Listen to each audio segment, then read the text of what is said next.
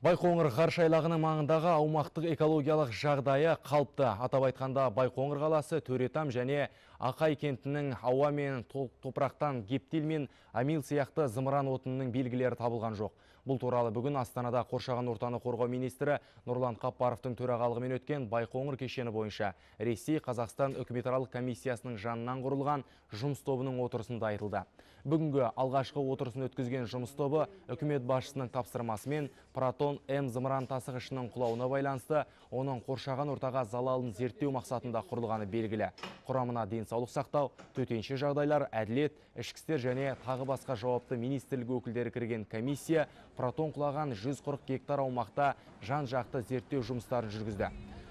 Анықталғандай, әзірге ауа мен топырақта және судан зиянды зымыран отынының белгілері табылған жоқ. Мемлекеттік санитарлық эпидемиологиялық қадағалау комитетінің төрағасы Төрайымы Айжан Есмағамбетованың баяндауынша, апат болған аймақтан 30 шақырымға дейін елді мекендердің төрттілігі түгелдей тексерістен өтіп, ешқандай қауіпті белгі байқалмаған.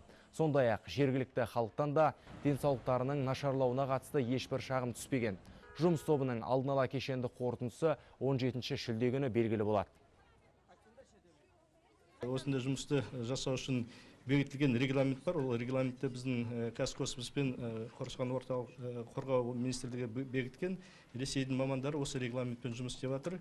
Тағы да өздеріңіз естіңіздер, қазір жаңа технологияны пайдаланып жатыр. Сондықтан осы жұмыс біткеннен кейін біз тағы да